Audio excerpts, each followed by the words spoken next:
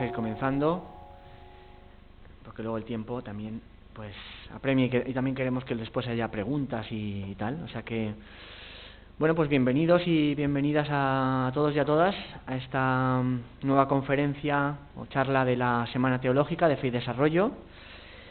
Y bueno, hoy es para mí un honor y un placer presentar esta tarde a Pedro Rodríguez Panizo, sacerdote diocesano, adscrito a la parroquia de Santa María Madre de Dios en Tres Cantos, Madrid. Y digo que es un honor y un placer porque además don Pedro fue mi profesor de la asignatura de Teología Fundamental en la Universidad Pontificia de Comillas y guardo muy buen recuerdo de él y buena relación con él. Y allí, en Comillas, es donde ha desarrollado su labor académica durante los últimos 30 años. Previamente se había doctorado en la Universidad Gregoriana de Roma y sus áreas de investigación ya en Madrid pues han sido el hecho religioso, la teología en diálogo con la cultura y también la relación entre teología y filosofía. Pedro es un gran amante del cine, seguro que lo vamos a poder comprobar, digo yo, no sé, igual me estoy columpiando un poco, pero es gran amante del cine, de la literatura, de los pájaros, ¿no? Yo diría que de la belleza en general, al menos esa es la impresión que a mí me da. Y este es su último curso como docente, en Comillas, así que yo espero que también pues a partir de ahora tenga más tiempo para cultivar estas aficiones y descansar de toda su labor académica. Y esta tarde nos va a hablar sobre un tema que tiene todo que ver con lo que hemos dicho en su presentación, que es dónde se experimenta a Dios en nuestro mundo, ¿vale? Y también en consonancia con lo que es, bueno, pues el tema de esta Semana Teológica, en la que queremos reflexionar sobre la idea y la palabra, y no solo la idea y la palabra, sino la realidad de Dios en este momento de la historia, ¿no? ¿Qué podemos decir de Dios en este momento de la historia? Pues nada más, con muchas ganas de escucharte, Pedro, y te damos la palabra y también muchas gracias por estar hoy con nosotros.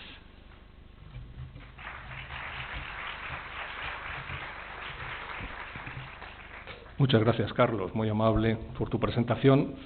He de decir que fue un alumno extraordinario, interesado, estudioso y que veo que continúa, porque sus tareas en la editorial pues consisten en leer libros y en estar siempre pues con esta maravilla que son las letras. Vamos entonces, sin más preámbulos, con esta intervención. ¿Dónde se experimenta Dios en nuestro mundo? Quisiera desarrollar 4 puntos. A lo mejor nos quedamos en alguno y no da tiempo, pero en principio mi intención sería comenzar primero aclarando qué entendemos por experiencia. En segundo lugar, hacer un pequeño paréntesis por algunas páginas hermosas y profundas de la filosofía, de la teología romántica.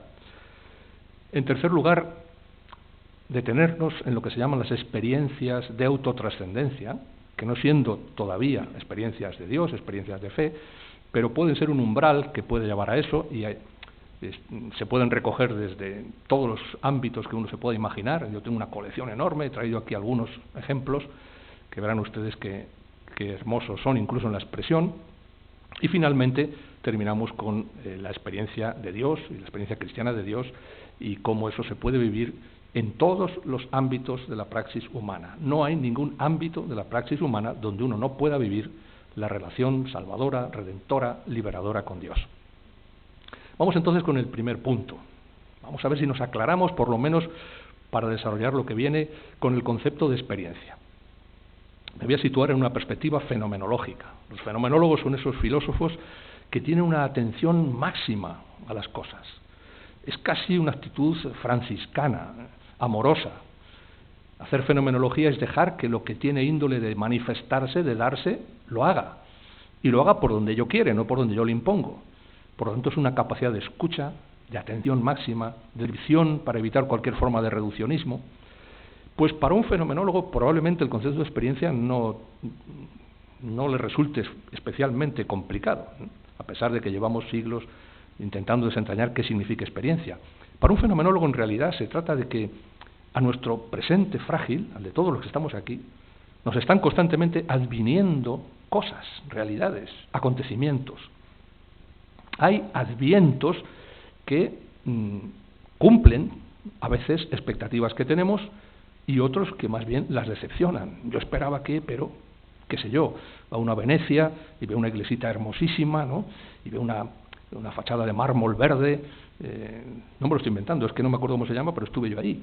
Y entonces, pues qué bonita, das la vuelta a ver si el ábside está igual que la fachada, y resulta que llegas al ábside y está de ladrillos suelto, que no dio tiempo a poner el mármol, pues te decepciona. Esperabas que, y se decepciona la esperanza. De modo que todos los acontecimientos que advienen a nuestro presente frágil, o cumplen algo o decepcionan algo. Todos tenemos expectativas. Yo espero, pues conozco a pocas personas de esta sala, pero espero que ninguno de ustedes pues vaya a sacar aquí un puñal y me vaya a apuñalar cuando acabe la conferencia, espero. Entonces, vean, una síntesis de vejez y novedad. Es que si no fuera así, no podríamos comprender nada. Si algo fuera absolutamente nuevo y no tuviéramos nosotros alguna cierta vejez, pasa como con esas composiciones musicales, estoy pensando en el clave bien temperado de Bach, que son tan maravillosas, no se repiten nunca y son imposibles de tararear. Yo lo estoy oyendo ahora mismo en mi cabeza, pero si alguno de ustedes me pide tararearla, no soy capaz. Cosa que sí podría hacer, qué sé yo, de las 4 estaciones de Vivaldi, ¿no? Tiene ahí sus ritmos y son fáciles de... Por lo tanto, tiene que haber algo de vejez y algo de novedad.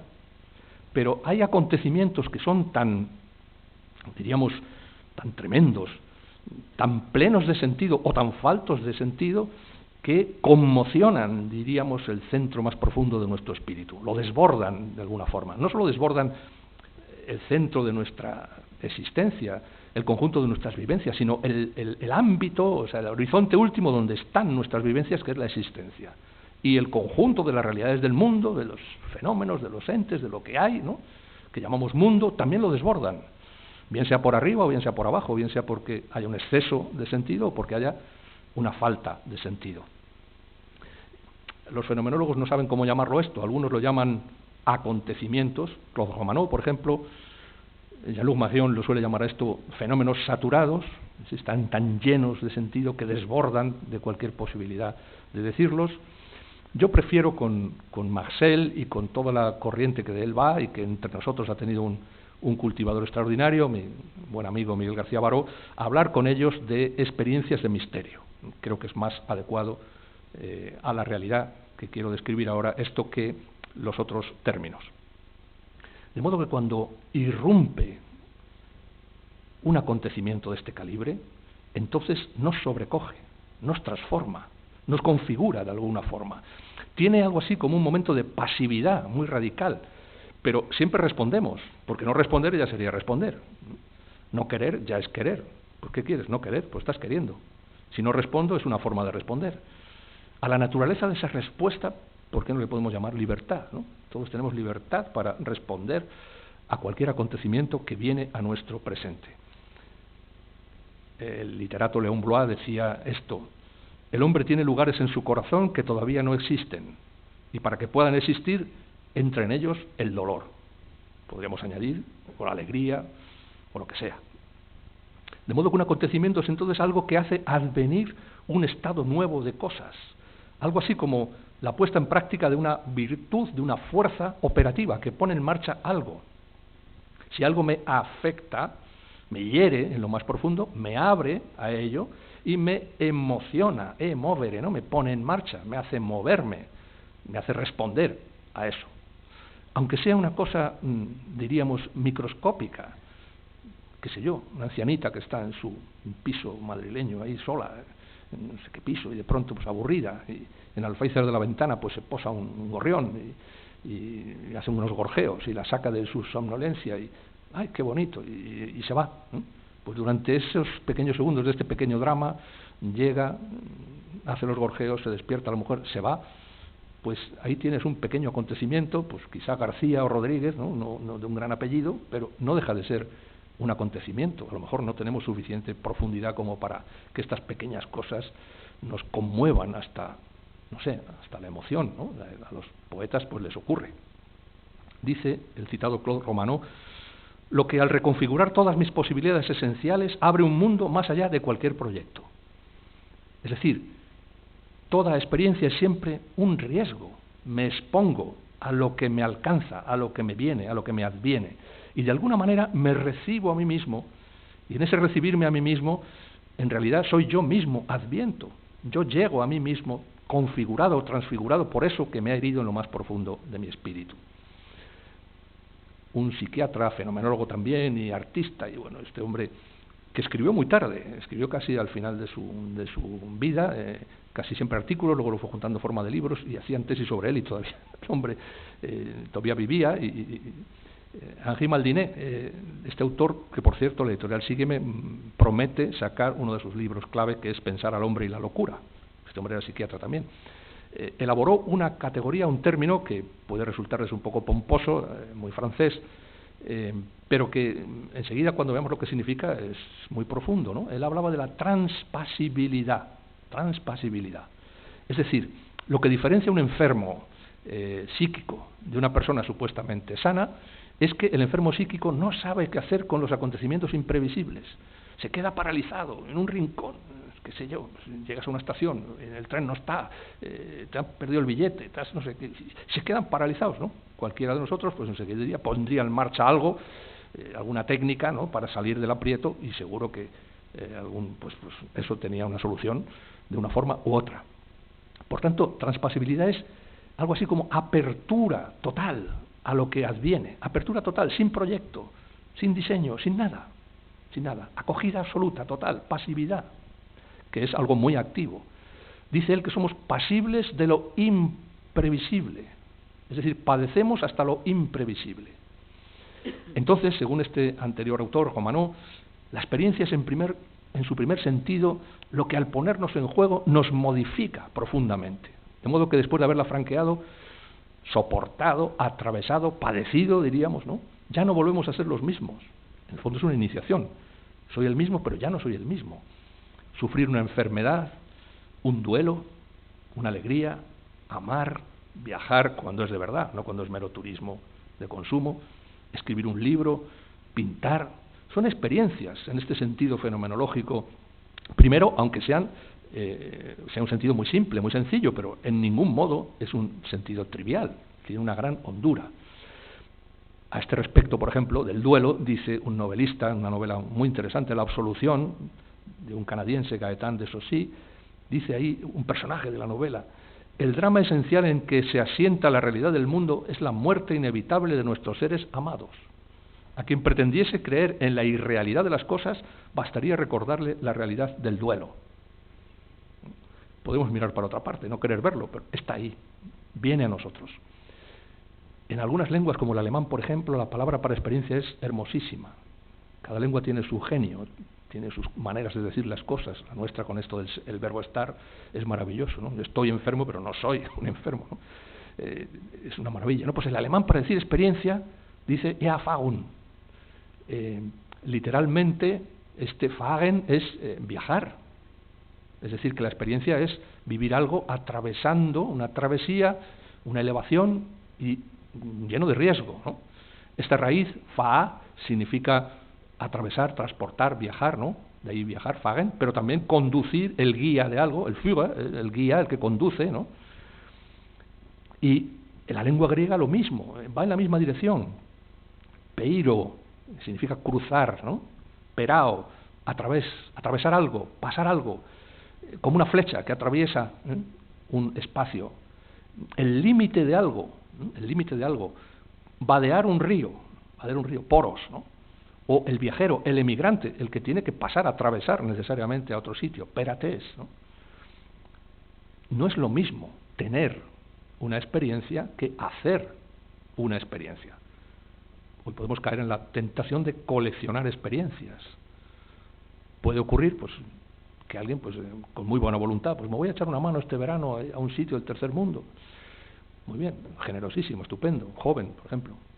Vuelve a España después de esa experiencia y sigue llevando la misma vida que llevaba antes, no le ha cambiado nada. Pero esto es tener experiencias, coleccionarlas. Cuando uno hace de verdad una experiencia, eso ya no tiene vuelta atrás. Eso cambia radicalmente a la persona, porque no depende de uno, es la realidad que adviene la que te cambia a ti. Por lo tanto, para concluir este primer punto, las experiencias, sobre todo cuando son estos acontecimientos saturados, diríamos, llenos de significación o faltos de ella, nos dejan resonantes. Es una categoría que le gusta mucho a un sociólogo actual alemán, Hartmut Rosa. Tiene un libro así de gordo titulado Resonancia, ¿no? Y recupera esta idea. La manera de relacionarnos con el mundo puede ser explotarlo, puede ser dominarlo, controlarlo, o puede ser resonante. Una relación casi fraternal, franciscana casi, ¿no? Por lo tanto, si nos deja así resonantes, ¿no?, con un afecto vivido, sabemos lo que es la vida sin darle muchas explicaciones y leer muchos libros, porque la sentimos en cada poro de la piel.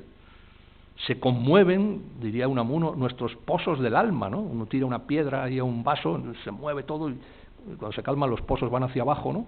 Podríamos llamar a esto la experiencia que termina en una vivencia, ¿eh? Una vivencia cuando se reposa todo y ya podemos sacar una lección vital de eso que hemos vivido, ¿no? Nos palpamos, dice Unamuno, el alma de bulto, ¿no?, el meollo de nuestra vida. En el fondo es una revelación, entre comillas, ¿no?, qué es la vida, qué sean las cosas, qué es todo, qué es el ser, qué es el tiempo. Por eso, en segundo lugar, un pequeño paréntesis por la filosofía y la teología romántica. Cuando digo esto me refiero, entre otros, pues nada menos que a Schleiermacher, ¿no?, el gran teólogo protestante, el padre de la teología liberal moderna, un hombre pues extraordinario en muchos aspectos, y en uno de sus libros clave de 1799, que eran los discursos sobre la religión. Si ustedes quieren leer algo de este autor, pues los dos primeros, ¿no? No es un autor fácil, pero cuando uno hace el esfuerzo de leer eso es maravilloso. Dice en esos dos primeros, sobre todo en el segundo, ¿no?, que lo más originario es este regalo monumental que se nos hace ya cuando venimos al mundo, de literalmente todo. Se nos regala todo. Lo que hay en el inicio es esta donación maravillosa, extraordinaria, algo que nos pasa y que nosotros no hacemos, a base de que yo voy aprendiendo de mi madre, de mis hermanos, y me voy haciendo experto, ¿no? Eso llevaría al empirismo, a la ciencia, ¿no? Esa imagen dice, lo primero es esto, es esta pasividad radical, este pathos, este afecto primordial. Se nos ha regalado todo esto sin merecerlo, todo, absolutamente gratis, ¿no? Un regalo maravilloso donde cabe todo. Pero llega un momento en la vida en que ese momento de comunión casi mística con ese todo, ¿no?, de alguna forma se rompe. Hay una ruptura de eso que también es enormemente pasiva y que entre nosotros ha descrito como pocos en muchos de sus ensayos Miguel García Baró, que os citaba al principio, porque según él esta ruptura acaece al final de la infancia, ¿no?, en la salida de la infancia. El niño está como vertido en sus juegos, en su mundo, va como por praderas del presente, ¿no?, concentrado en lo que está haciendo. Casi si uno ve andar a un niño pequeño es que literalmente parece un gatito, es que todos los pasos que va dando están determinados por lo que le va saliendo al paso, y es un equilibrio, una cosa. Les filmas o les fotografías y no actúan, son ellos, ¿no? Ya un adulto ya empezaríamos a poner caras raras, pero un niño no. Entonces, a la salida de la infancia, de pronto el niño descubre que, mira, pues resulta que yo no soy una prolongación de mis juegos, de mis juguetes, sino que, oye, las cosas se mueren, se me acaba de morir esta mascota, y esto le puede pasar a mi madre o a mi padre o a mí. ¿Qué es esto? ¿Qué pasa aquí? ¿Qué pasa aquí? Esto parece que es como una especie de desarraigo, ¿no? Levinas dice incluso es una experiencia atea, no en el sentido de increencia en Dios, sino de soltura, de soltarte, ¿no?, de soltarte y quedarte solo ante el resto de la realidad. Pero eso, que puede parecer una especie de trauma, ¿no?, sin embargo es la otra cara de algo maravilloso, porque gracias a eso yo percibo ya que el tiempo es finito, que no tengo todo el tiempo del mundo, que el tiempo está contado desde que he nacido hasta el día que deje de vivir, que la vida es precaria, pero al mismo tiempo que hay belleza, que hay hermosura, porque si una cosa que ahora es y mañana no es, está así, esta hermosura, dice el salmista. Y ya lo decía Arquilo en la Grecia antigua, ¿no?, un poeta elegíaco, ¿no? Si las cosas, el salmista, ¿no?, y el mismo Pablo, si las cosas que ahora son así de hermosas, ¿cómo será en lo eterno, ¿no?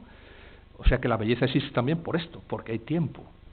Y es la posibilidad de que nazca una actitud vital maravillosa, que es el lirismo, la potenciación del instante, la glorificación de las cosas que pasan y que parecen pequeñas, ¿no? Por eso no todo en el romanticismo es negativo, ¿no? Hay elementos pues que todavía resisten el paso del tiempo y que han tocado fenómeno real, ¿no?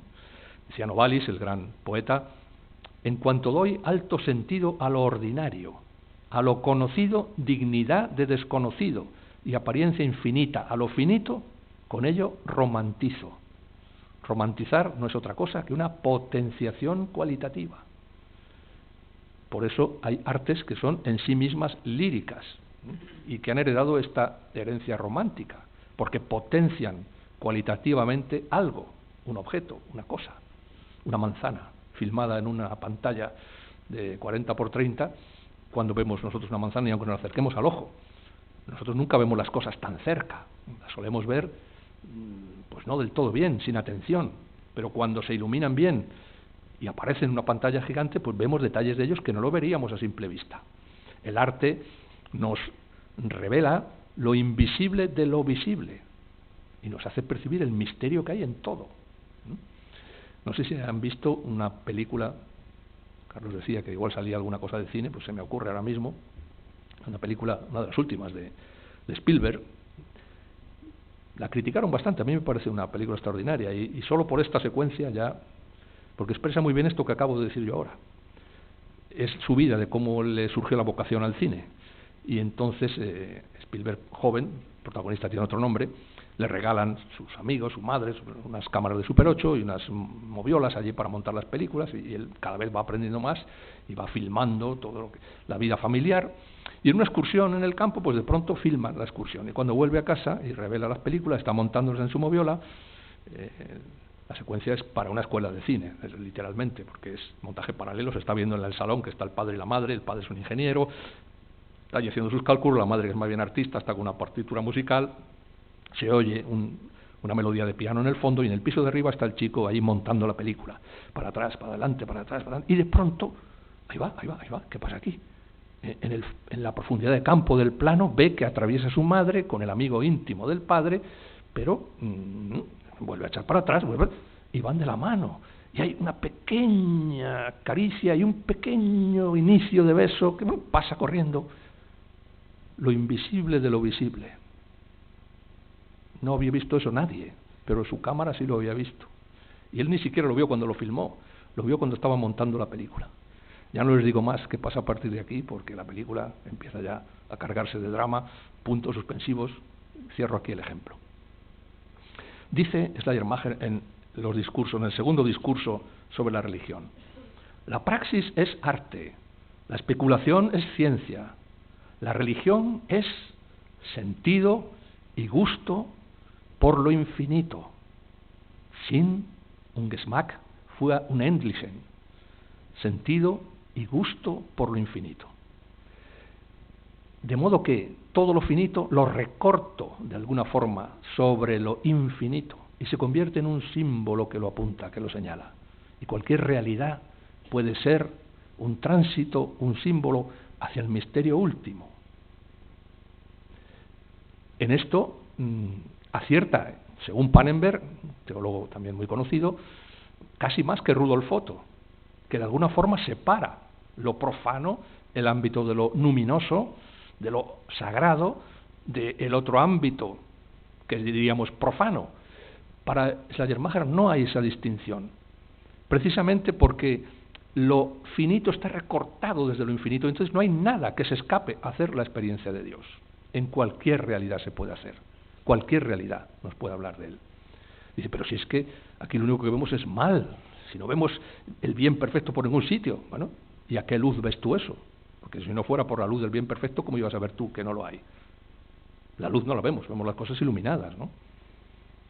Entonces, la única diferencia para este autor es que, diríamos, la persona que está en el ámbito de lo santo, de lo sagrado, conoce, vive, tiene vivencia del significado profundo de todo acontecer, todo le envía, y la persona que está en el ámbito de lo profano está llevada por lo puramente finito, material, se puede medir, pesar, y no da ese tránsito, ese salto, pero podría hacerlo, porque no hay ningún ámbito separado que se escape de esto.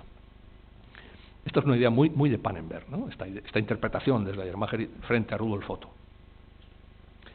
Dos autores que les aconsejo que lean alguna vez algo de ellos, Lo sagrado de Rudolf Otto, pues un clásico. Bien, vamos entonces en tercer lugar con las experiencias de autotrascendencia. las hemos tenido todos, no creo que haya nadie que no las tenga, ¿no? En la apologética antigua se comenzaba por un primer tratado, que era el Tratado de Religione, ¿no? Tratado sobre la religión, y se intentaba mostrar al homo naturaliter religiosus, al hombre naturalmente religioso.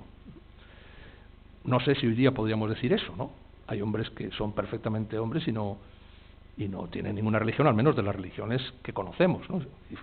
Frente a las cuales se sienten no religiosos.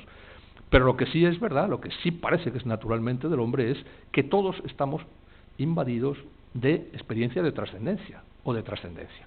No son todavía experiencias de Dios, ¿no? Son momentos en los que el ser humano, diríamos, que se pone en contacto con lo que le supera infinitamente. Está ante algo que le sobrepasa, llevado, diríamos, más allá de sus límites, ¿no? Se libera de alguna forma, aunque sea por unos momentos, de la obsesión loca por uno mismo, ¿no? Siempre pensando en el yo, ¿no?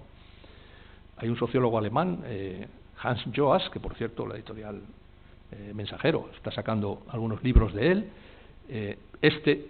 Que les voy a citar ahora, de 1997, no está traducido. Yo le he animado a alguno que lo traduzcan, porque ahí está esa disquisición, siguiendo a autores clásicos, de intentar una fenomenología de estas experiencias de autotrascendencia. Se titula precisamente así: La génesis de los valores, ¿no? O cómo surgen los valores, porque para este autor, en las experiencias de autotrascendencia se generan los valores y también el crecimiento del propio yo. Me mismifico, diríamos, lo voy haciendo yo mismo. Un ejemplo que también lo pone él, pero en ese libro, un capítulo que además estaba en otro de él, han tomado la traducción de esto que les voy a leer ahora, de una edición anterior a esta última, que ha salido en la editorial Nórdica Libros, una editorial extraordinaria, donde tiene usted literatura nórdica y unas ediciones que da gusto leerlas, porque son bellísimas, ¿no? Este novelista, Knut Hamsun, tiene un libro que se titula Misterios, en esta Nórdica Libros del 2021, o sea, hace nada. El protagonista, pues de pronto entra en un bosque y se sobrecoge por ahí, pues la oscuridad, el silencio que hay en el bosque, se sobrecoge y le pasa esto. Página 72. Le invadió una alegría temblorosa. Se olvidó de todo. Se sintió totalmente ido y se escondió en el rabioso brillo del sol. El silencio le volvió loco de satisfacción. Nada le estorbaba. Solo arriba en el aire zumbaba el sonido suave, el sonido de la enorme maquinaria, Dios moviendo sus ruedas. En el bosque a su alrededor no se movía ni una hoja ni una aguja de pino. Nagel se estremeció de placer, encogiendo las piernas, temblando de alegría porque todo era tan bueno. Alguien le llamó y él contestó. Se incorporó sobre el codo mirando a su alrededor. No había nadie. Volvió a contestar una vez más y escuchó, pero nadie apareció. Qué extraño. Había oído claramente que alguien le llamaba, pero no pensó más en ello. A lo mejor fue solo su imaginación. En todo caso, no quiso ser estorbado. Se encontraba en un estado misterioso, lleno de bienestar psíquico. Cada nervio en él estaba vivo, percibía música en su sangre, se sentía emparentado con toda la naturaleza, con el sol y las montañas y todo lo demás. Se notó envuelto por su propio sentimiento del yo que le llegaba de los árboles y de los hormigueros y de la fronda. Su alma se volvió grande y se llenó de sonidos, como un órgano dentro de él, y jamás olvidaría cómo la suave música literalmente subía y bajaba por sus venas. Bueno, parte de lo que se cuenta es cómo se cuenta, ¿no? La literatura tiene esta maravilla de decirlo de esta forma tan hermosa, ¿ven? Aquí tenemos una experiencia de autotrascendencia. ¿Qué ocurre en ellas? El sujeto está, diríamos, superado absolutamente por lo que tiene delante. Ha llegado a dimensiones profundas de sí mismo. Se ha liberado de alguna manera de su yo. Se ha dilatado de alguna manera su personalidad, su yo. Ha superado los límites. Pero podemos decir que esto es ya propiamente una experiencia de Dios. Bueno, todavía le falta algo muy importante que veremos después. Se podría hacer, y está por hacer, una fenomenología de este tipo de experiencias, de las que yo tengo una colección enorme. Aquí he recuperado algunas. Fíjense, por ejemplo, otro novelista, Forrest Wright, en una novela que se titula Siguiendo la oscuridad, de 1902. Estas fechas no son casualidades. 1902 es una época donde la literatura tiene mucho oído, los simbolistas también, para esto, para las cosas pequeñas que de pronto significan muchísimo, ¿no? Era como si nunca antes, bueno, este señor por el campo se tumba en el suelo. Era como si nunca antes me hubiera dado cuenta de cómo era de hermoso el mundo. Me tumbé de espaldas sobre el musgo cálido y seco y escuché el canto de la alondra, que subía desde los campos cercanos al mar hasta el cielo oscuro y despejado. Ninguna otra música me había producido el mismo placer que aquel canto apasionadamente alegre. Era una especie de éxtasis exultante y saltador, un sonido brillante, como una llama, que se regocijaba en sí mismo. Y entonces me sobrevino una curiosa experiencia. Era como si todo lo que había parecido externo a mi alrededor estuviera de repente dentro de mí. El mundo entero parecía estar dentro de mí. Dentro de mí los árboles agitaban sus verdes ramas. Dentro de mí cantaba la alondra. Dentro de mí brillaba el sol ardiente refrescando la tristeza.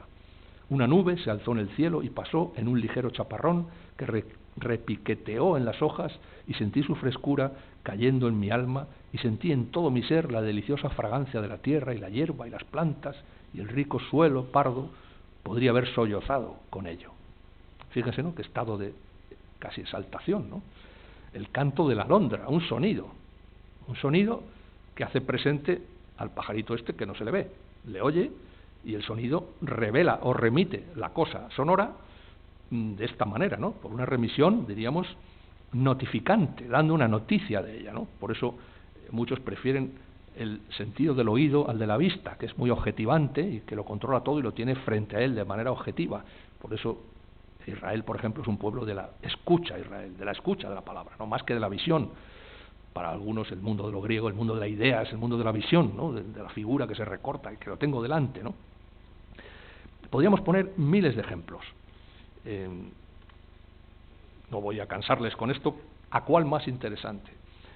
Hay un libro de un autor francés, El alma del ateísmo, Comte Sponville, no sé si lo han leído, donde ahí recoge una experiencia muy parecida a esta primera del nórdico.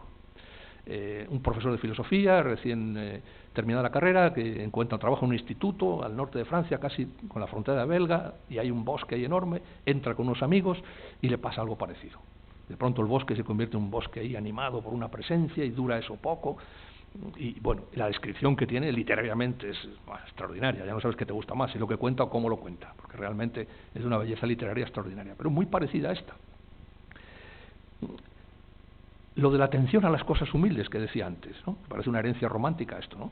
Las cosas humildes se convierten, como dice el profesor Domingo Ródenas, de literatura, se convierten como en pasadizos metafísicos hacia el misterio. Esto les encantaba a los simbolistas, ver la trascendencia en las cosas más humildes, algo así como si fueran sombras platónicas de una verdad, ¿no? Umbra, imago, veritas, decían los padres de la Iglesia, sombra, ¿no?, imagen, verdad, ¿no? Pues tenemos dos ejemplos maravillosos también de esta época, 1905, 1901, uno de nuestra tradición española y otro austriaco. Nuestro Azorín tiene un artículo de 1905 titulado Confesión de un autor. Y entonces ahí cuenta un señor que está mirando por un ventanuco de una casa en una ciudad pequeña de provincias y mira por la ventana y empieza a describir lo que va viendo desde los primeros planos hasta que va poco a poco, elevándose hacia el cielo azul nítido. Y dice Azorín: todo merece ser vivido en la vida. No hay nada que sea inexpresivo, que sea opaco, que sea vulgar a los ojos de un observador. La vulgaridad y la monotonía están en vosotros. Todo tiene su valor estético y psicológico. Los conciertos diminutos de las cosas son tan interesantes para el psicólogo y para el artista como las grandes síntesis universales. Hay ya una nueva belleza, un nuevo arte en lo pequeño, en los detalles insignificantes, en lo ordinario, en lo prosaico. Los tópicos abstractos y épicos que hasta ahora los poetas han llevado y traído ya no nos dicen nada.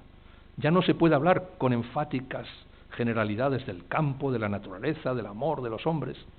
Necesitamos hechos microscópicos que sean reveladores de la vida y que ensamblados armoniosamente, con simplicidad, con claridad, nos muestren la fuerza misteriosa del universo. Esta fuerza eterna, profunda, que se halla lo mismo en las populosas ciudades y en las asambleas donde se deciden los destinos de los pueblos, que en las ciudades oscuras y en las tertulias de un casino modesto. 1905. 1901. Ein Brief, una carta. Hugo von Hofmannsthal, el gran literato austriaco. Carta de Lord Chandos, ¿no? Lord Chandos es un personaje de ficción que inventa el autor, que le escribe una carta nada menos que a Francis Bacon, al gran científico. porque Francis Bacon se ha enterado de que este pobre hombre está perdiendo las ganas de escribir y quiere animarle a que siga escribiendo. Pero Lord Chandos le escribe esta carta pues diciéndole ¿por qué ya no puede escribir? Y no puede escribir precisamente por lo mismo que Azorín, porque ha quedado totalmente prendado y viendo misterio por todas partes en las cosas más simples.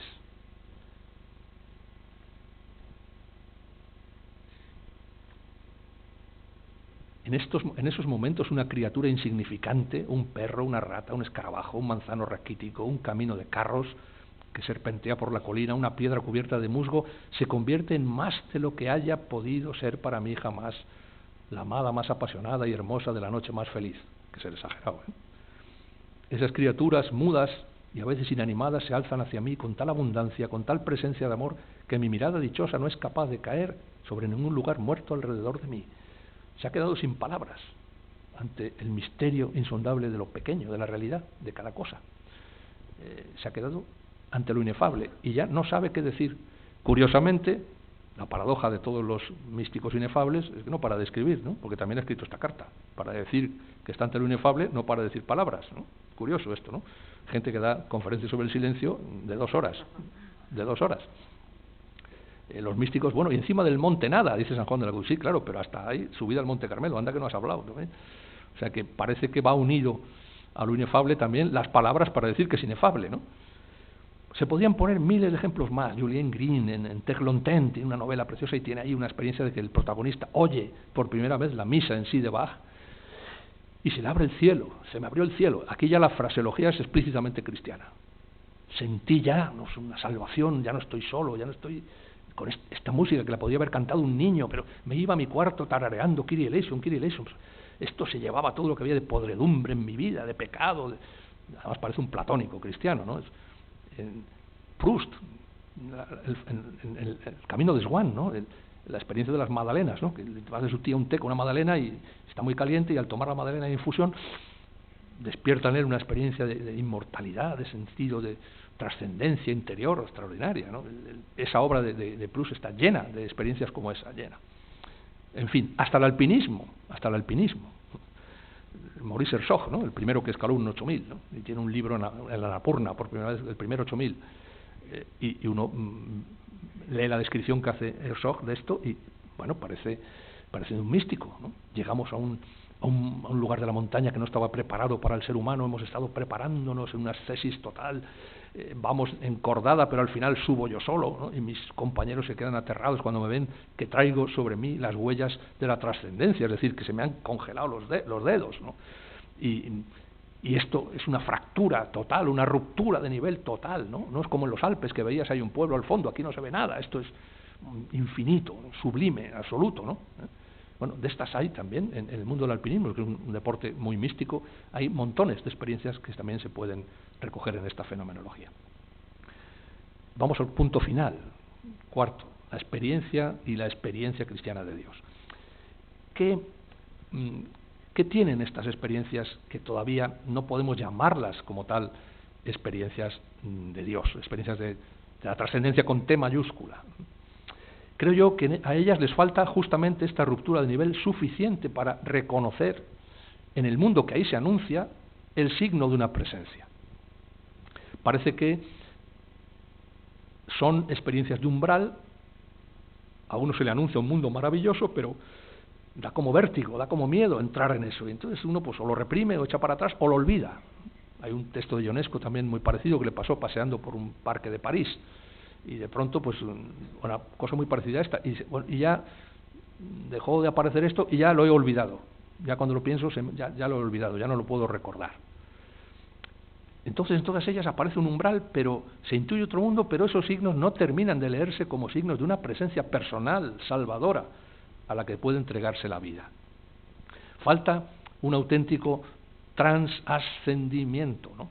Esta palabra que usa Levinas tomándola de Jean Val, lo dice expresamente en una nota de Totalidad Infinito. Tomo esta grafía de Jean Val, y entonces pone trans y luego entre paréntesis ascendente. Está bien incluso en la grafía porque Dios es trascendente no porque esté más allá, ¿no? Sino porque en contacto con Él nos asciende, nos eleva, saca lo mejor de nosotros, diríamos, ¿no? Aquí falta esto, ¿no? Falta la vivencia de eso que Martín Velasco llamaba una presencia originante, una presencia que está constantemente originándonos, dándonos ser, y por lo tanto reconocida por un acto de absoluto trascendimiento del sujeto.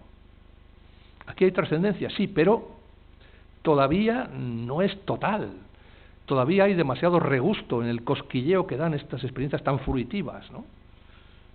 Y podemos confundir el cosquilleo de la cosa y no ir a lo que el cosquilleo señala, al sonido que revela a la fuente del sonido, ¿no? Falta, por tanto, un auténtico trascendimiento y superar esta tendencia a engolfarse, diría San Juan de la Cruz, en este cosquilleo, en esta fruición que producen estas experiencias tan maravillosas. Por cierto que en La Noche Oscura, en los primeros capítulos, San Juan de la Cruz tiene unas críticas brutales a quienes se delectan en estas cosas, creyendo que con eso pues ya son atletas del espíritu, que están por encima de los pobrecillos que están iniciándose. Todo el mundo en la fe estamos siempre en el inicio de la comprensión y nadie podemos creernos nada en este punto. Cuenta Guesé en uno de sus libros, como este teólogo que escribe además también, que un jesuita le dijo en una ocasión al gran geólogo Nicolás Steno, no se sabe el nombre de este jesuita, pero desde luego esta frase es monumental, vamos, para buscar a ver quién fue, porque realmente es extraordinaria, ¿no? Los instantes decisivos de nuestra existencia sobrepasan infinitamente lo que somos capaces de llevar entre manos. Los instantes decisivos de nuestra existencia sobrepasan infinitamente lo que somos capaces de llevar entre manos. Los creyentes interpretamos las experiencias de autotrascendencia a la luz de la fe, a la luz de nuestra fe.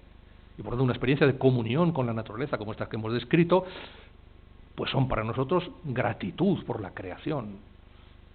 Tenemos una interpretación de esas experiencias debido a nuestra experiencia profunda de Dios, desde la revelación acaecida en Jesucristo, que nos lleva a verlas así. Y por lo tanto también a tener un discernimiento de esas experiencias, primero para que no se engría nuestro espíritu y nos creamos que estamos, no sé, como en un séptimo cielo, y por tanto también para que de verdad salgamos de nuestro propio amor, querer e interés, la fórmula tan preciosa de Ignacio de Loyola, ¿no? Realmente, este es el fulcro de toda persona religiosa, auténtica, que haga un acto de trascendimiento real, porque de otra forma estaría confundiendo, como dice Rahner con mucha hondura, ¿no? Estaría confundiendo el fuego de Dios con el humo nuestro, Zubiri dice, Dios no quema en el fuego, sino que hace que el fuego queme. La cosa es bastante diferente. La presencia inobjetiva, originante de Dios en las cosas, es su máxima intimidad, pero al mismo tiempo es trascendente en ellas, dirá Zubiri. Y por tanto estamos liberados de cualquier concepción, no sé, monista, panteísta, como el queramos llamar, que es infinitamente menos potente religiosamente hablando que el gran descubrimiento del monoteísmo, que supone precisamente una respectividad, dice Martín Velasco en alguna de sus intervenciones, no recuerdo ahora exactamente bien dónde, es una respectividad real, afectante, que te afecta. Y por tanto no se trata ni de dualidad ni de unidad. Dice él, ya no somos yo y tú, somos nosotros. Y ese nosotros hace capaz el diálogo y la relación amorosa. Esto lo ha redescubierto la tradición bíblica y especialmente ha llegado a su culmen en la experiencia de Jesús de Nazaret. Por lo tanto, a veces cuando nos fascinamos por estas experiencias de autotrascendencia, a veces que tienen un aire ciertamente oriental, olvidamos la hondura y la profundidad que hay en nuestra propia tradición. No se interpreten estas palabras como si quisiera depreciar a nadie, por Dios, Dios me libre. Pero tenemos un tesoro, ¿no? Tanto Zubiri como el propio Rahner, como el propio Martín Velasco, han llamado la atención sobre las experiencias de Dios en la vida cotidiana. Alltag, lo llamaba Rahner, ¿no? La mística de la vida cotidiana. ¿En qué sentido? En que hemos privilegiado durante mucho tiempo la descripción que algunos místicos hacían de estas experiencias, que tenían que ver con un sentimiento muy intenso y muy profundo de la presencia de Dios, de la presencia originante de Dios en el sujeto. Y por tanto eso ocurría en momentos de oración sobre todo, y las descripciones que salen de ellos salen de esos momentos intensos. Pero hay otras formas de esa experiencia, llamada en la vida cotidiana, que son exactamente místicas también. Dice Rahner, si se hubiera presentado la vivencia mística propiamente dicha, separada de sus fenómenos marginales, hubiéramos comprendido mejor que estas experiencias no son en absoluto acontecimientos que estén más allá de la experiencia de los cristianos normales. Hubiéramos comprendido que el testimonio de los místicos acerca de sus experiencias se refiere a una experiencia que cada cristiano, incluso cada hombre, puede experimentar, pero que con frecuencia se pasa por alto o se reprime. Eso está en un texto que, si no lo conocen, les animo a que lean encarecidamente, es delgadito, La experiencia del espíritu, está en la editorial Narcea. Zubiri hablaba de la absoluta trascendencia del poder de lo real desde la inmanencia y en la inmanencia. Ese en, dice él, que es un en alterificante, que alterifica, ¿no? Que no se carga las diferencias, que nos hace ser. Por lo tanto, Dios es una realidad fontanal, no es un objeto que tengamos delante, de ningún acto humano. Y por eso, para poder experienciarle, tenemos que hacer un acto de absoluto trascendimiento de todas nuestras dimensiones y niveles. No cabe en ninguno de ellos. Dice Zubiri, no está fundamentando las cosas como una especie de espíritu subyacente a ellas. Esto sería un absurdo animismo. Dios está fundamentando las cosas como un absoluto dar de sí. Fundamentar es dar de sí. Dios da de sí realidad. Dios es realitas fundamentalis. En la experiencia de mí como fundamentado es precisamente donde hago la experiencia de Dios, como fundamento. Y es una forma, cuando esto se vive en la vida cotidiana, es una forma de hacer la experiencia de Dios.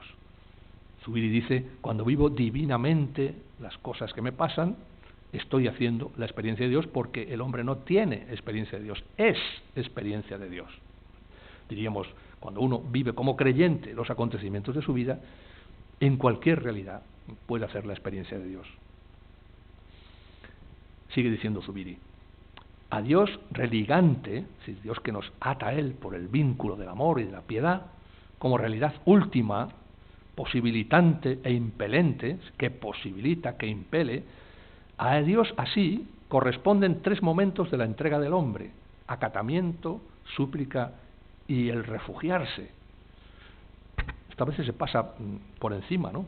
Ah, qué rollo, Zubiri, qué pesado, pero de pronto tiene textos de una profundidad religiosa extraordinaria, ¿no? Parece que está hablando él. Acatamiento no es simple obediencia, dice él, es reconocimiento de la alteridad suma de Dios, de su condición misteriosa suma y de su inmanencia más radical en lo más profundo del hombre, ¿no? La línea agustiniana del interior íntimo meo, ¿no? Más interior a mí que lo más íntimo de mí, pero a la vez porque es superior sumo meo, ¿no? Lo más superior a mí que lo más elevado de mí. Entregarse a Dios es, por tanto, refugiarse en Él para actuar, adorar y entregarse en el reconocimiento de esta realidad absolutamente absoluta. Por eso el hombre es relativamente absoluto, dice Zubiri. Y de ese texto que les hablaba antes de Karl Rahner, ustedes conocerán seguro ese texto porque se ha citado hasta la saciedad. Pero no por eso es menos imponente. Y si dónde, en concreto, dónde hacemos nosotros esa experiencia de Dios. Voy solo a leerles el resumen final que hace él. Salen como unas 13 pequeñas experiencias. Es curioso que casi todas son del ámbito ético, ¿no? O del ámbito interpersonal, no solo de la naturaleza o del arte, ¿no? Sino de la seriedad radical del otro, ¿no? Cuando, permítasenos decir otra vez, a pesar de que estemos repitiendo lo mismo siempre y casi con las mismas palabras, que, primera, cuando se da una esperanza total que prevalece sobre todas las demás esperanzas particulares, que abarca con su suavidad y con su silenciosa promesa todos los crecimientos y todas las caídas. Segunda, cuando se acepta y se lleva libremente una responsabilidad donde no se tienen claras perspectivas de éxito y de utilidad. Tercera, cuando un hombre conoce y acepta su libertad última, que ninguna fuerza terrena le puede arrebatar. Cuarta, cuando se acepta con seriedad la caída en las tinieblas de la muerte como el comienzo de una promesa que no entendemos. Quinta, cuando se da como buena la suma de todas las cuentas de la vida que uno mismo no puede calcular, pero que otro ha dado por buenas, aunque no se puedan probar. Sexta, cuando la experiencia fragmentada del amor La belleza y la alegría se viven sencillamente y se aceptan como promesa del amor, la belleza y la alegría con mayúsculas, sin dar lugar a un escepticismo cínico como consuelo barato del último desconsuelo.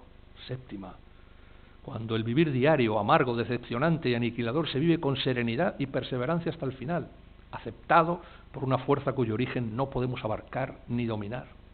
Octava, cuando se corre el riesgo de orar en medio de las tinieblas silenciosas sabiendo que siempre somos escuchados, aunque no percibamos una respuesta que se pueda razonar o disputar.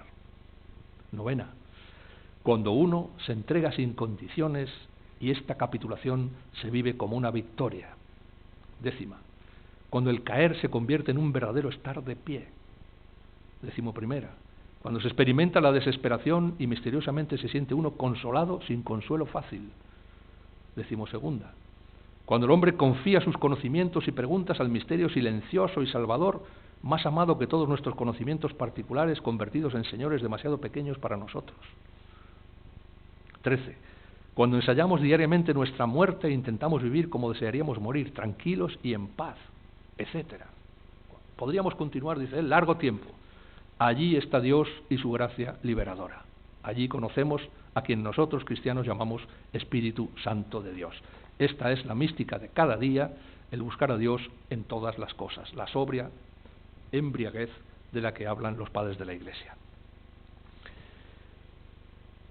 Pues si tuviéramos que terminar, estamos casi acabando ya en tiempo, tendríamos que decir que en estas experiencias de Dios se despierta en nosotros o se enciende, si utilizamos esta metáfora, la llama del santuario. ¿Cuál es la llama del santuario en nuestra hondura, en nuestra profundidad? Pues precisamente esa desproporción incurable, imposible de resolver entre lo que somos y lo que aspiramos, deseamos y debemos ser, pero que no somos capaces nosotros mismos de realizar. La luz que da esa desproporción, el vaciado de infinito en nosotros de esa desproporción, la huella del más allá de Dios en nuestro más acá, es lo que da luz precisamente para verlo como signo de una presencia. Quien no lo logra leer como signo de una presencia no puede decirle al otro que es que tú estás equivocado, yo no. Los dos ven a la misma luz la insuficiencia de lo puramente dado, del mundo tal como lo tenemos. Por lo tanto, son dos opciones vitales, dos formas de vivir, dos formas de existencia. Tomás de Aquino no iba desencaminado cuando decía que la religión no se agota en sus formas expresivas. La fórmula de Tomás es lapidaria. Religio non est fidei, sed fidei potestatio per aliqua exteriora signa. La religión no es fe, sino fe protestatio, es una palabra preciosa, es como un semáforo, un testimonio, una noticia. Es testimonio de esta relación salvadora, redentora con Dios, que es la religión. No cualquier relación es religión. Una piedra no tiene religión, está unida en el ser con el absoluto, le ha creado, pero no lo sabe, no tiene ni idea. Tampoco basta con afirmar la relación. En este sentido, Satán pues no tendría religión, ¿no? Tiene una relación nefasta y le odia, pues no, tampoco. Tenemos religión los seres humanos, cuando esa relación es salvadora, redentora y liberadora. Y se expresa en actos que la expresan, que le dan cuerpo, que le dan corporalidad, porque el hombre tiene también que hacer una, literalmente dice en la Suma contra Gentiles, una conmemoración en las cosas sensibles de esa relación con Dios. Y entonces se expresa en la oración, en el culto, en la piedad, en la devoción, en el amor al prójimo, pero no se agota ahí. En cualquier ámbito de la praxis humana se puede vivir la relación salvadora y redentora con Dios. Las religiones en este sentido, incluido la nuestra, no tendríamos el monopolio de la relación salvadora con Dios. Es mucho más grande que eso. Entonces es una crítica interna. Una religión tiene, en este concreto el cristianismo, para juzgar a sí mismo de sus propias mediaciones, de sus propias formas expresivas. No tenemos que recurrir a ninguna crítica externa, de fuera, lo tenemos dentro. Este momento de oración ha sido un acto liberador, salvador, redentor, o me he buscado a mí mismo, sigo con las mismas, ¿no? Este acto de piedad, este ritual, esta liturgia, ¿ha sido un acto redentor, liberador, salvador o no? Creo que lo podemos dejar aquí, porque son ya y 25 5 pasadas 26. De modo que podemos, si les parece, abrir un turno de preguntas, con mucho gusto, si lo sé, pues, y si no, pues, ¿qué le vamos a hacer?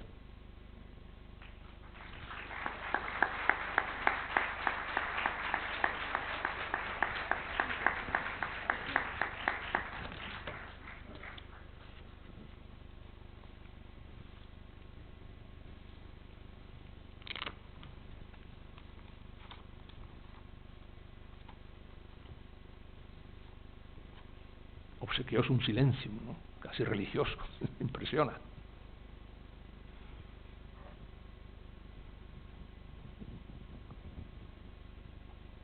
Primero agradecerle la exposición, me ha parecido muy práctica y muy interesante.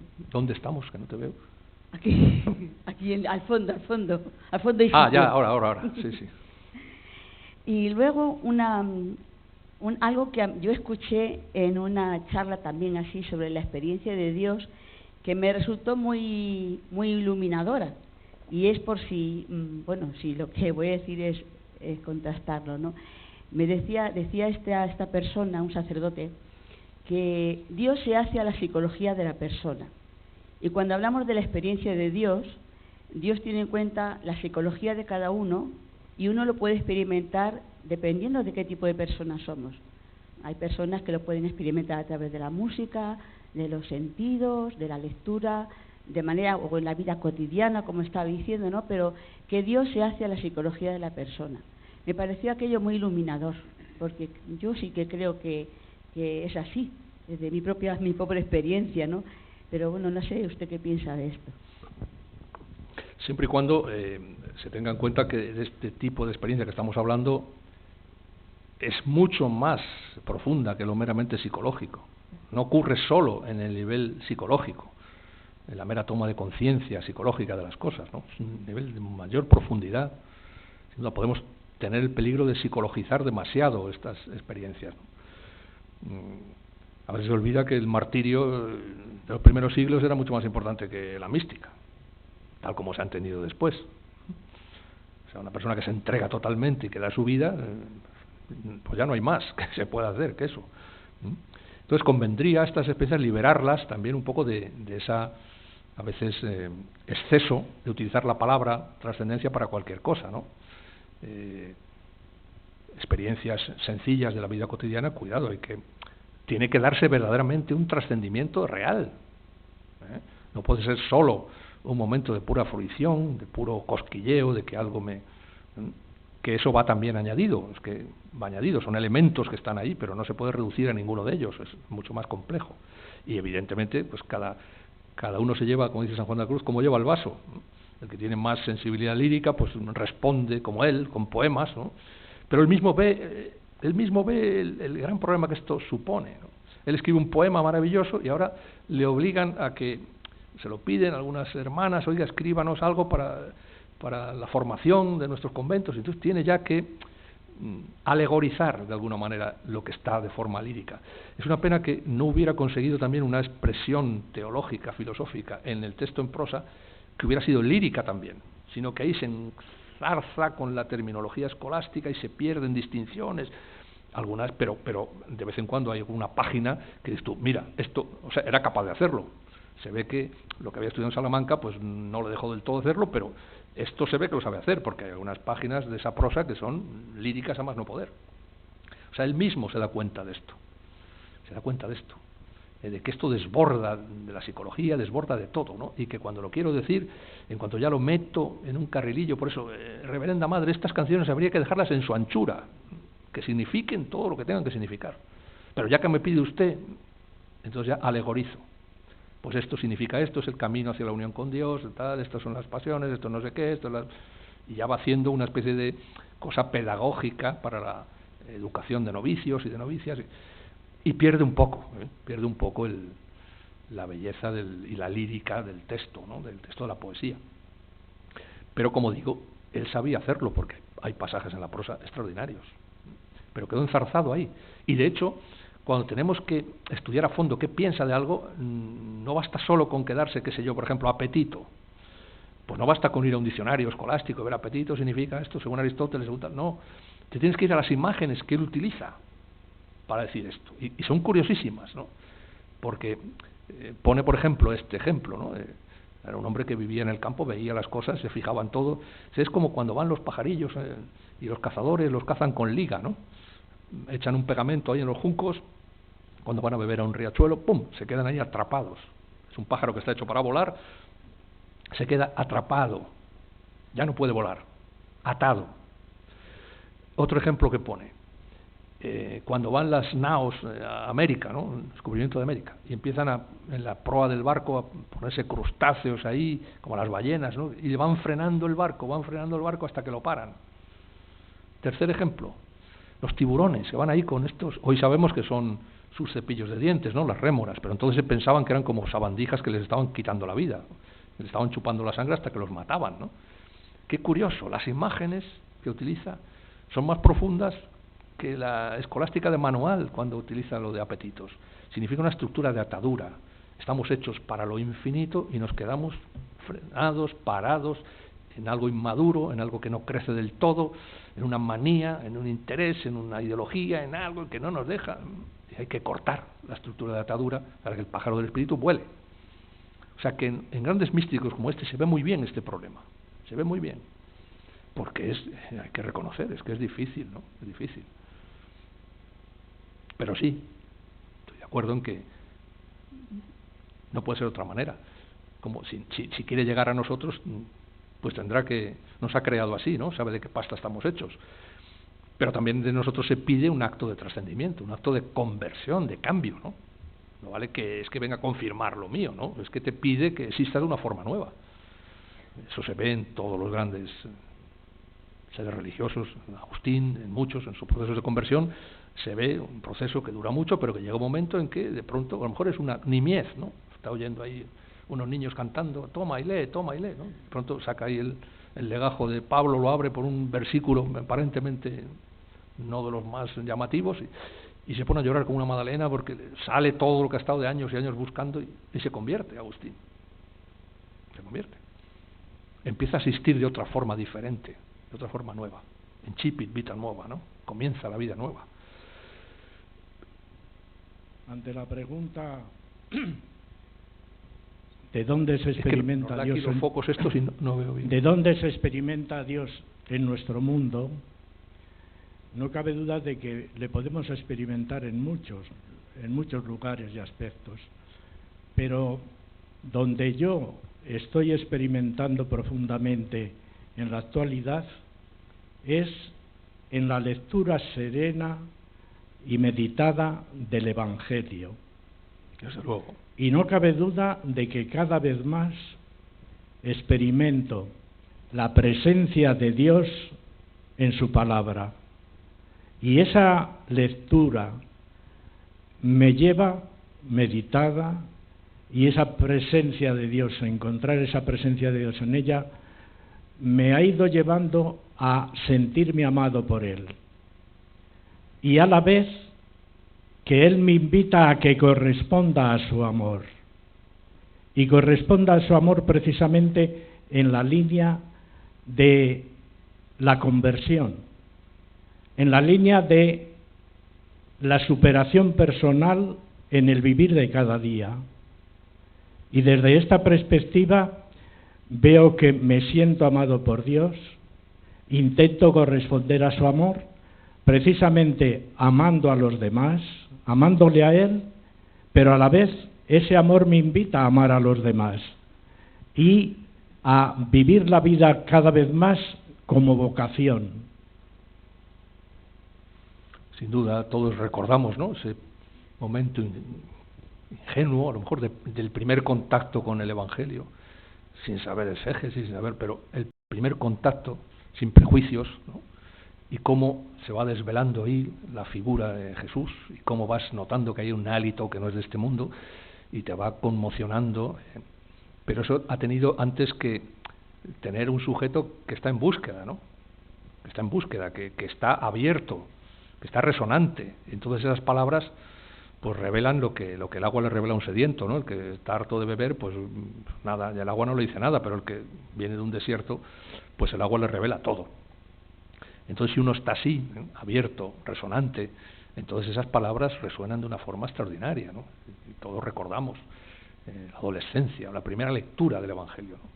Luego pueden pasar el tiempo y lo metes más en el estudio, no sé qué, pero ese primer momento, por eso no hay que perder nunca esa manera de entrar en el texto evangélico, ¿no? Que los ejercicios, por ejemplo, de San Ignacio, te ayudan con las imaginaciones, las contemplaciones, metiéndote tú ahí, viendo, ¿no? Como si fuera un guión de cine. A muchas personas eso a lo mejor no le ayuda porque no son capaces de imaginar, pero bueno, al que le guste el cine y cosas de estas no le cuesta mucho imaginar esto, ¿no? La aplicación de sentidos y estas meditaciones ignacianas que se hacen precisamente para que no nos refugiemos simplemente en la ciencia bíblica y nos evitemos el estar expuestos realmente a sus palabras que hablan ahí, ¿no? y a sus acciones que nos conmueven, ¿no? Por supuesto, eso es uno de los lugares por excelencia de esa escucha, ¿no? Y me ha gustado eso que ha dicho de serenamente, ¿no? Porque vamos tan acelerados a todo que también las lecturas son rápidas. Hay que leer lento, hay que leer como si el texto fuera la ceniza de un fuego, de una llama, ¿no? Que está ahí, y lo soplas y entonces ¡bum!, vuelve otra vez, ¿eh? De hecho, el color de las letras en los libros pues parecen eso, las cenizas de un fuego, ¿no? Tú soplas eso ahí, ¡pum!, y se enciende. Si no soplas nada, pues... Pero si haces una lectura reposada, profunda, soplas bien al texto, pues ahí hay un rescoldo, un fuego que te va a quemar y te va a transformar. Todas las lecturas, si son auténticas, son transformantes, son iniciaciones, no te dejan igual, ya no eres el mismo después de haber leído el Quijote, por ejemplo. Ya no puedes ser el mismo, ¿no? Ya te gustaría a ti pues vivir así tu vida, ¿no? Vivirla así, quijotescamente. Es decir, no perder nunca la esperanza ni la ilusión y saber sonreír a las dificultades y no volverse un escéptico, ¿no? A lo Hamlet, por ejemplo. Buenas noches. Una cuestión, leyendo la pregunta del tema, me ha gustado una reflexión que ha hecho sobre que no solo los místicos pueden tener una experiencia profunda de Dios. Entonces me ha gustado porque el pueblo llano también podemos tener esa experiencia. Pero a lo que yo voy, la vida diaria, ¿no podemos tener también una experiencia de Dios simplemente en tu día a día? O sea, que no sea tan trascendente como ha estado diciendo, sino simplemente pues en casa, con la educación de los hijos, como ha dicho, o en el trabajo, o colaborando en cualquier ONG o no ONG, o simplemente por la calle. También se puede... Yo entiendo que eso es... Yo pertenezco a un movimiento en el cual hay una cuestión que se llama el paso de Dios, que es cuando tú, digamos, notas la presencia de Dios en algún momento de tu mes, de tu vida. Entonces, ¿eso no es una experiencia de Dios también? Claro. No hace falta ser un romántico como es Schleiermacher para, en un momento del final del segundo discurso de la religión, dice él, ¿qué es el milagro? Dice, pues es la palabra religiosa que traduce la palabra profana acontecimiento. Para mí, alles ist Wunder, para mí todo es milagro, dice Schleiermacher. Todo es milagro. Si tuviéramos esa capacidad de recepción y todo, pues todo nos parecería milagro. Bueno, sin tener que llegar a ese extremo de Schleiermacher, pues la mística de la vida cotidiana de la que habla Rahner, de la que habla Martín Velasco, de la que habla Zubiri, tiene que ver con eso. No son cosas extraordinarias. A veces es que se ha hecho tanto hincapié en los fenómenos extraordinarios y como se quería resaltar que es una experiencia gratuita y por lo tanto si es algo gratuito pues no debe ser muy corriente, muy frecuente, pues entonces se ha olvidado esta otra dimensión, pero eso afortunadamente en la espiritualidad cristiana católica moderna desde antes del concilio incluso hasta acá, pues ya se ha recuperado ese matrimonio que se había separado, diríamos, casi en el siglo XIV, ¿no? Por un lado la especulación, la teología, y por otro lado la vía mística, el amor, ¿no? Afortunadamente eso, Baltasar lo ha escrito muy bien, ya pues está otra vez unido y no hay que separar esto, ¿no? No hay que separar esto. Lo que pasa que a veces en la vida cotidiana esto pues o se reprime o se recubre de otras cosas que no dejan verlo, o vivimos sin atención, ¿no? Sin caer en la cuenta de estas cosas, y pasamos pues como de puntillas, ¿no? como una patinadora que va por una pista de hielo y deja 1 milímetro de profundidad, pero hombre, hay que calar en las cosas, ¿no? Entonces, pues sí, yo animaría a que no paramos de vista esto, ¿no? Sin descuidar a los místicos mayores, ¿no? Que la Iglesia ha canonizado y que ha puesto como doctores de la Iglesia, me parece muy bien, eso es extraordinario, pero todos al menos seamos místicos menores, al menos. Si entendemos por mística esto que he contado, no fenómenos extraordinarios ni raros, ¿no? Sino esto, vivir cristianamente las cosas que nos pasan, es decir, una vida entregada, el reconocimiento de Dios como centro de la existencia, como único necesario, como único centro.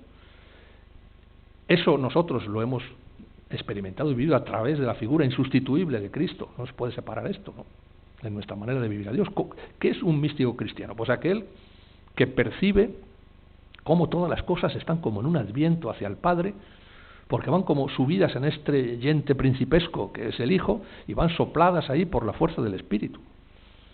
Ignacio de Loyola decía, cuando ya era viejecito, iba con el bastón y daba las flores, ya os entiendo, ya os entiendo. No estaba loco, ¿qué estaba queriendo decir con eso? Ya sé a dónde remitís, ya sé.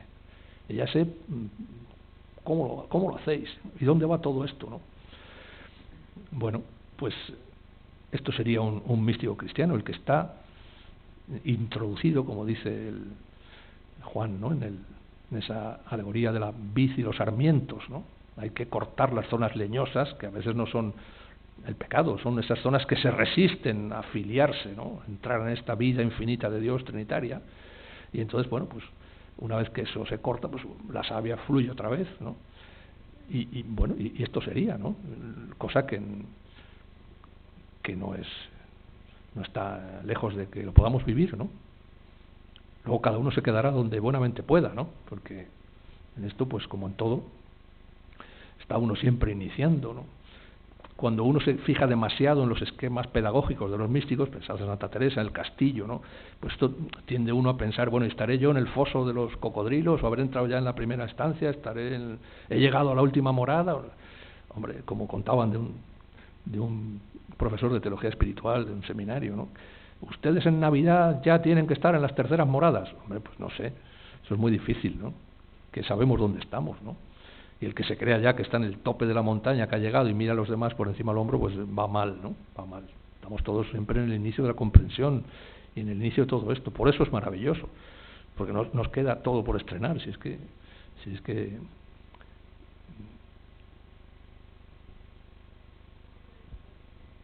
levantad la mano, porque con estos focos no veo ahora. Sí. Buenas noches. Aquí. Al fondo. Que ahí también. Sí. Perdón, que ahí al fondo.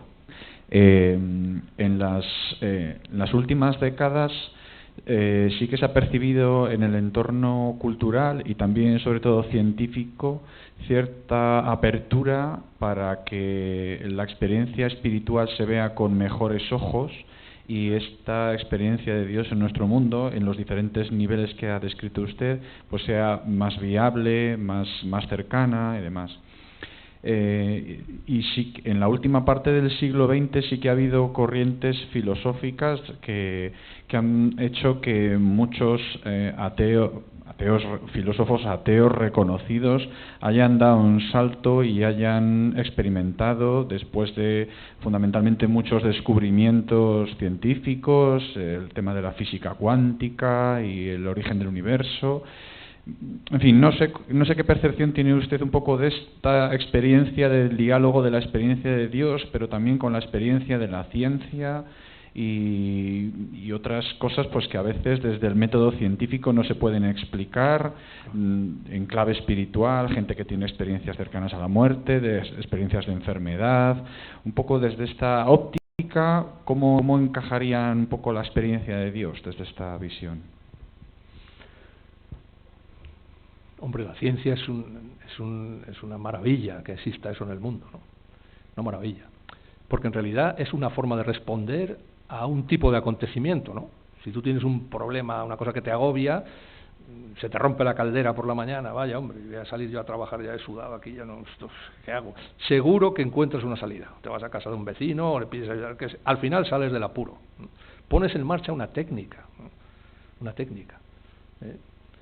Pero imagínate que lo que te irrumpe es un acontecimiento asombroso, maravilloso.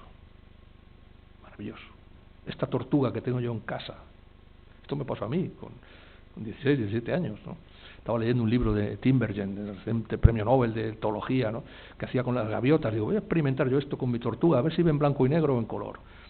Y me pasé ahí 2 meses preparando el experimento, mis padres mosqueados, este chico no estudia, ¿qué estará haciendo? Que no para con esas cajas, estos colores, estos rombos, etc. Y parece Pavlov haciéndole a la tortuga con la lechuga, ¿pero qué hace, no?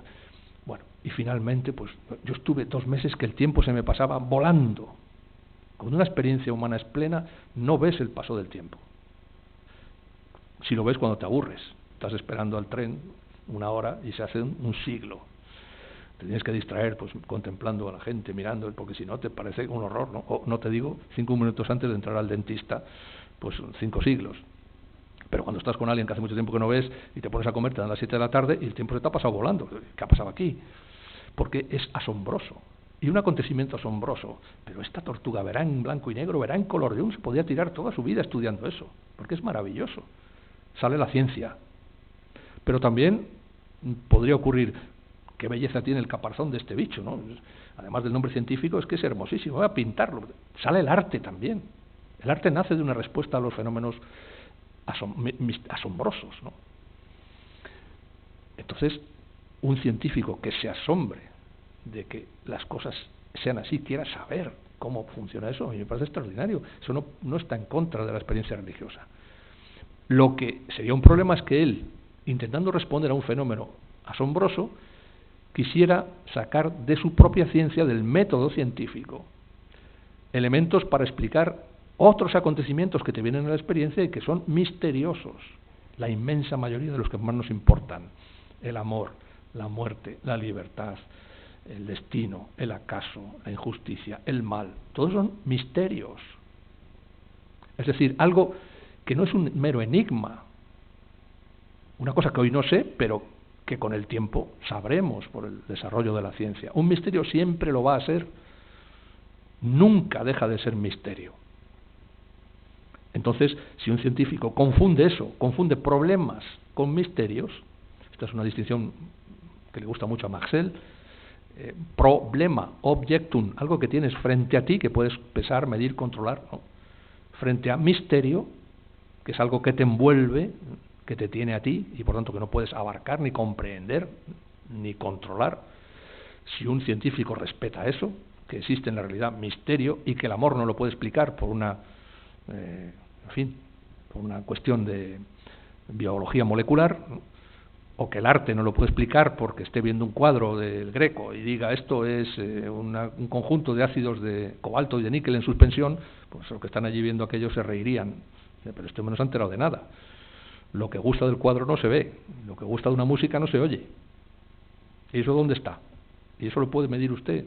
Sí, me puede hacer un sonograma.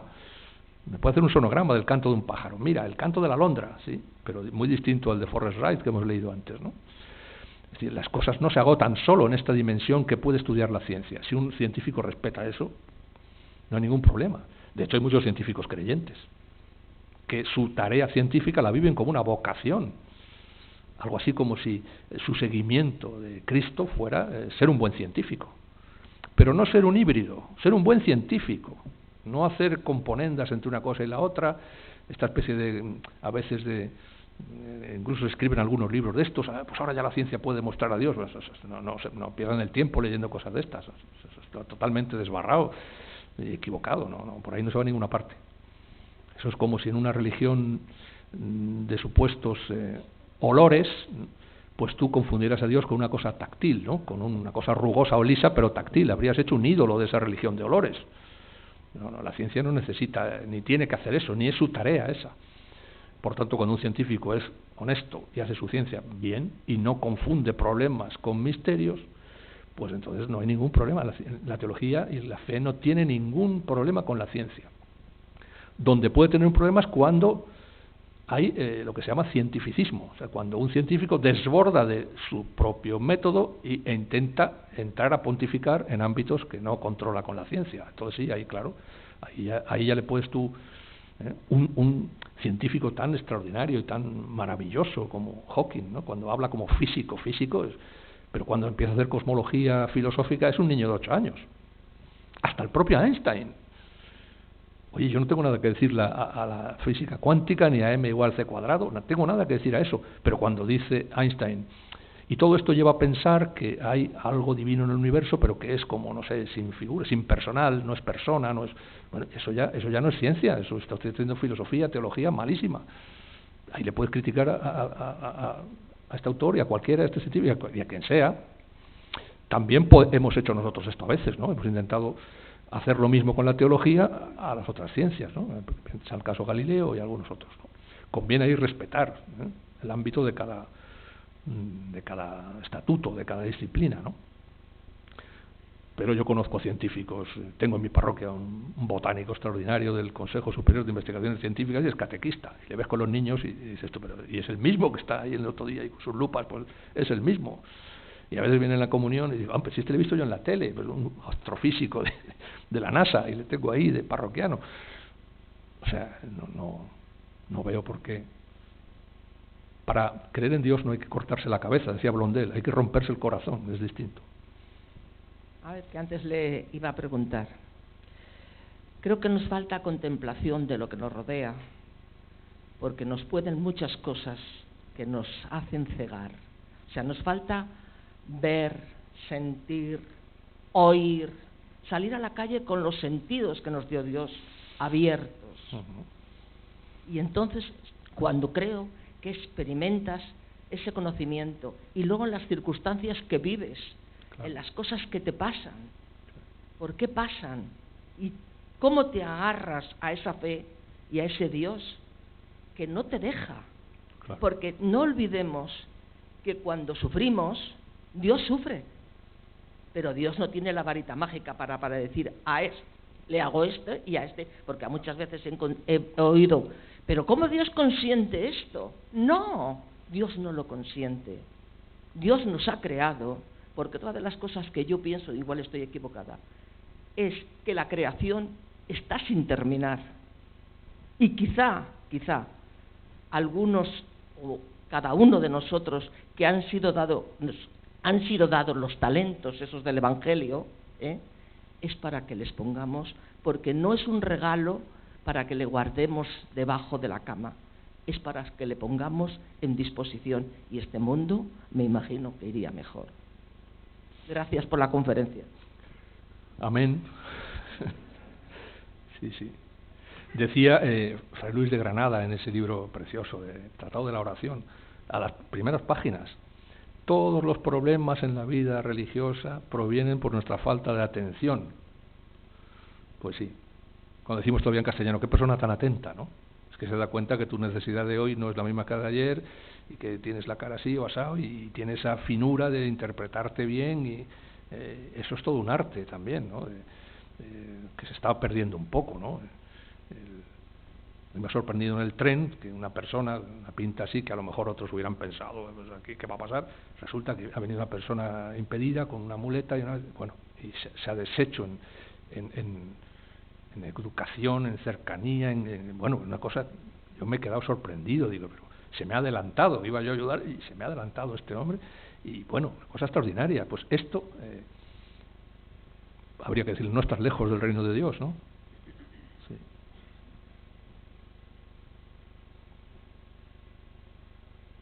Una última. Espera. Yo te oigo, pero a lo mejor del fondo no. Espera que te pasan el micro. Bueno, gracias por la disertación. Quería hacer una reflexión diferente un poco a lo que aquí se ha dicho. Yo te he podido seguir la reflexión que has hecho, las vivencias que has expuesto, algunas las he vivido yo también, pero reconozco que lo he podido hacer porque he tenido un entorno pues muy favorable, ¿no? Claro. Una vida tranquila, sin agresiones, claro, sin temores, sin amenazas, las oportunidades que podía tener más o menos las personas que tenemos un cierto nivel. Sigo teniendo esa vida placentera, tranquila. Y entonces, esta exposición que has expuesto podría valer perfectamente para cualquier Dios, sea musulmán, sea de otro tipo de religión, lo que sea.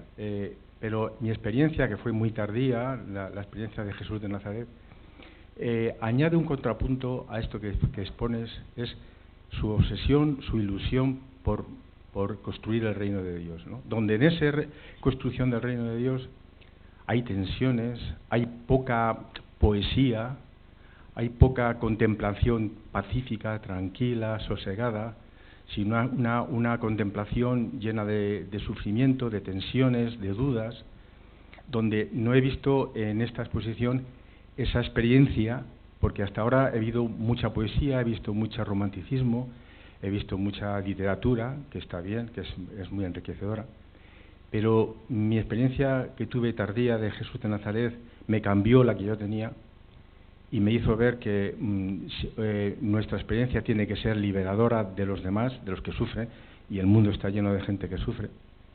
Y en eso hay que introducir ese elemento de esa experiencia diferente, ¿no? Yo lo digo esto porque estoy viviendo en mi entorno gente que lo pasa mal, que le desborda no poder pagar una factura, que algunos le pueden desahuciar de la casa.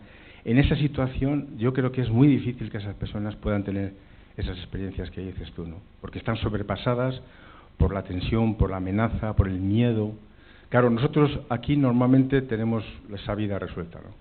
Pero, y luego me preocupa mucho que nuestros hijos, si no hemos podido dar un ejemplo de realmente preocupación por cambiar un mundo, que hoy por hoy Europa, por muy cristiana que sea, tenemos que decir que ha fracasado, por lo menos en el elemento cristiano ha fracasado.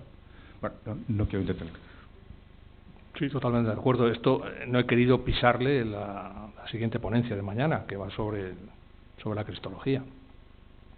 Pero evidentemente esto valdría no para todas las religiones, lo que yo he escrito, sobre todo valdría para el monoteísmo, especialmente para la tradición bíblica y cristiana.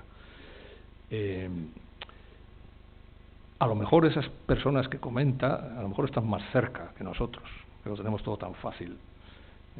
A lo mejor en esa circunstancia son como los anagüines de la Biblia, ¿no? Tú eres ya mi último refugio. Si te tengo a ti, ¿no? Sobre la tierra me sobra todo, dice el Salmo, ¿no? Y a lo mejor esas personas nos evangelizan, probablemente. Yo he encontrado a grandísimos creyentes entre personas así, que era auténtico de verdad, porque no había ninguna otra. Y esas personas también tienen una gran capacidad, diríamos, lírica. Cuando digo lírico no me refiero a la poesía en general, bueno, que es una cosa muy seria, pero no me refiero a los poemas, me refiero a lo poético, es decir, a la capacidad de ver misterio en las cosas, la capacidad de potenciar el instante de las cosas, ¿no? Y eso ayuda también a comprender también el sufrimiento de los demás, ¿no? Que nunca es igual. Entonces, a lo mejor, si tenemos una vida demasiado acomodada, a lo mejor podemos tener la tentación de creernos ya con todo arreglado, que ya estamos y no percibir lo que nos falta todavía.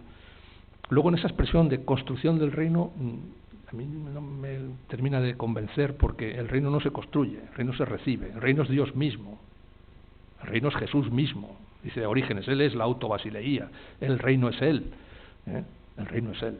Entonces todo lo que va haciendo Él es un signo de ese reino que es Dios mismo. Y lo que tenemos que hacer es acogerlo y continuarlo, ¿no? Y ayudar a que no se pierda, y a que no se pierda nada ni nadie, ¿no?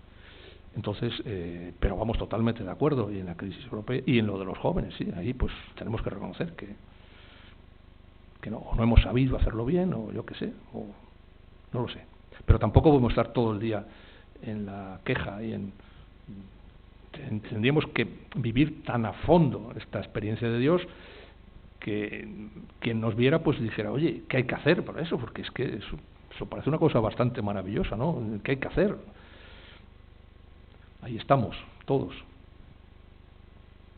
Bueno, le damos las gracias a Pedro.